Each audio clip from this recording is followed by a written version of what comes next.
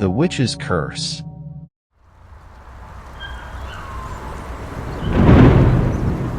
The village of Blackwood was a place forgotten by time.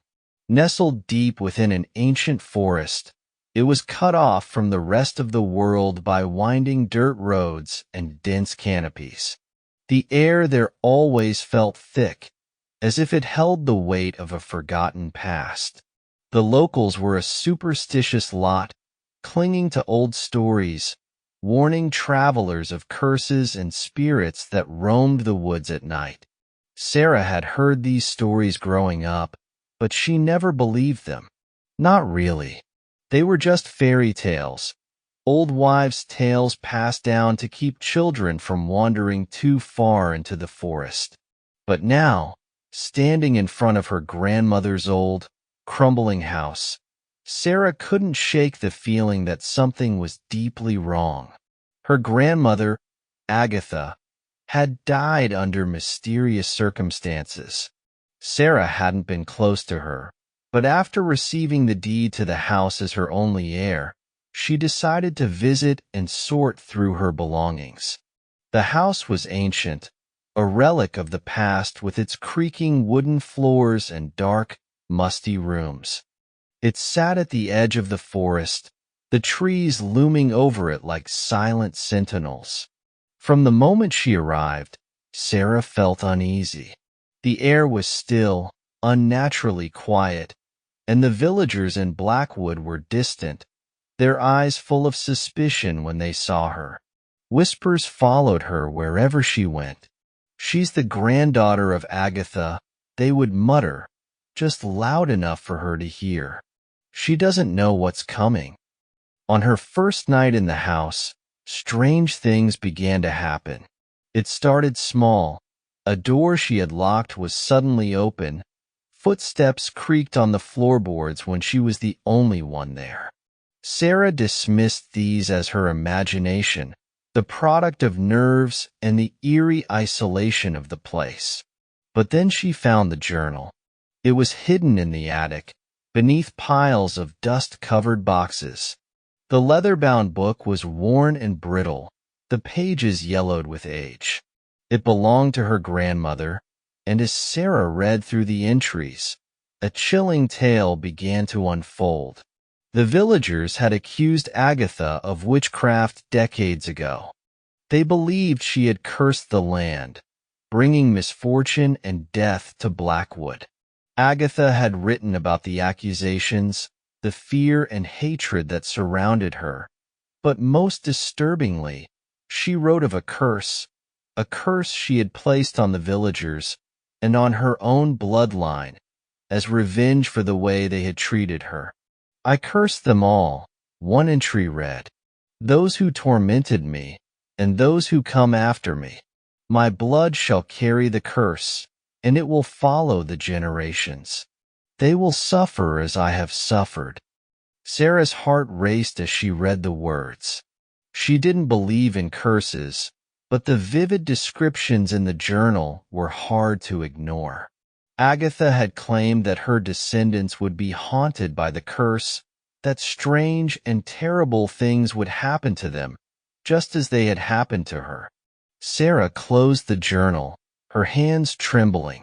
She told herself it was just a story, a product of her grandmother's bitterness and isolation.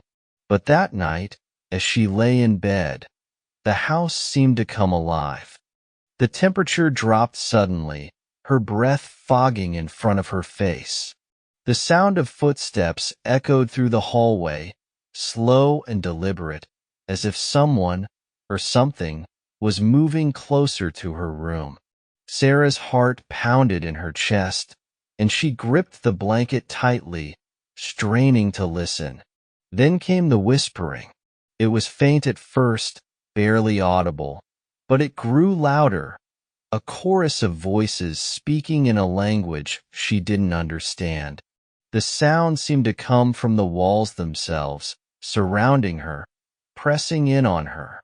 She bolted upright, her eyes wide, scanning the dark room. There was no one there. The whispers stopped abruptly, leaving the room in an oppressive silence. But Sarah knew she wasn't alone. She felt it, a presence, cold and malevolent, watching her. Her pulse quickened as the door to her bedroom creaked open, slowly, as if pushed by an unseen hand. She was frozen in place, her breath shallow and ragged.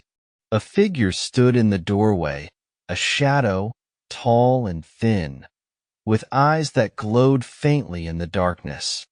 It didn't move, didn't speak, but Sarah could feel its gaze on her, piercing and cold. The figure began to whisper, its voice low and raspy, the words unintelligible but filled with malice. Sarah's heart raced as she scrambled out of bed, backing away from the figure. She grabbed the journal, clutching it to her chest as if it could protect her. The figure took a step closer, the air around it growing colder. Sarah's skin prickled, and she could feel her legs trembling.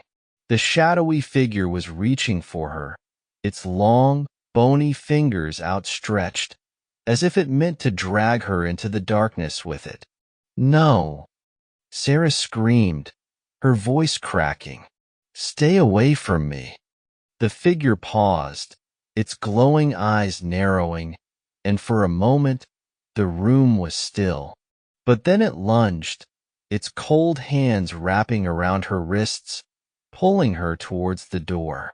Sarah screamed again, struggling against the icy grip, but the figure was too strong. Her vision blurred as she fought to free herself, her mind racing. This wasn't real. It couldn't be real. But the pain in her wrists, the cold seeping into her bones, it all felt horrifyingly real. In her desperation, Sarah remembered the journal. Agatha's words echoed in her mind, "My blood shall carry the curse."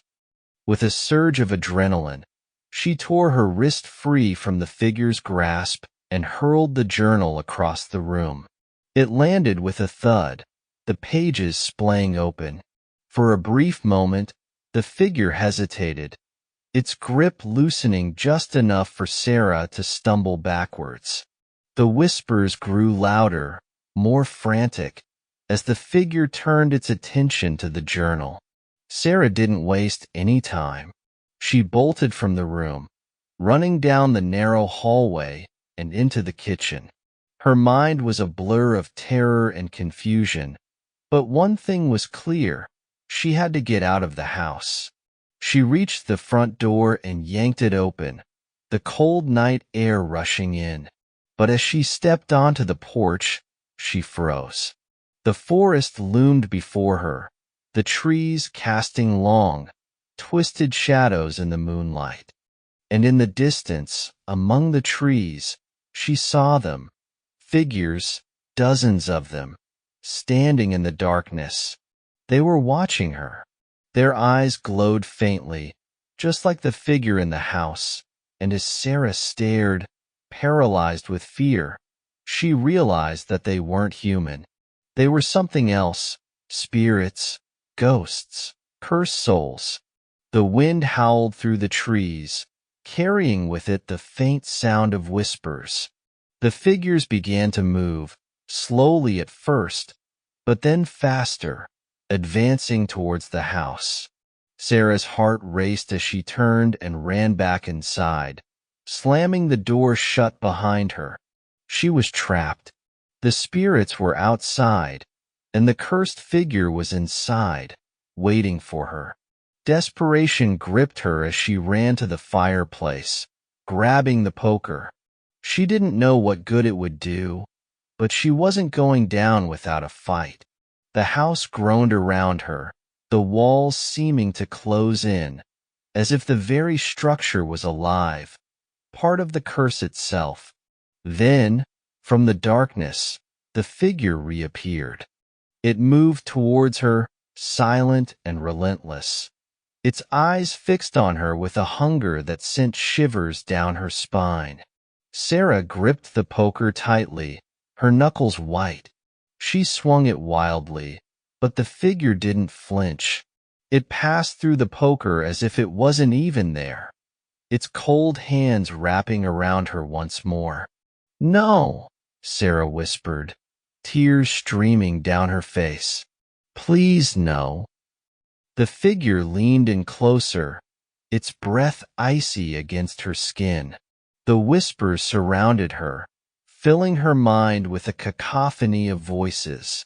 She couldn't think, couldn't move, as the darkness closed in around her. Then, in her final moment of clarity, she understood. The curse wasn't just about her. It was about all of them. The spirits, the figures in the forest, the figure in the house. They were all part of the curse, trapped in this place, bound to Agatha's wrath. And now, Sarah would be one of them. With a final, agonized scream, Sarah felt the cold embrace of the figure, and then nothing. The house stood silent once more, the forest around it still. But if you listen closely, on quiet nights, you can hear the whispers of those who are cursed to remain there forever.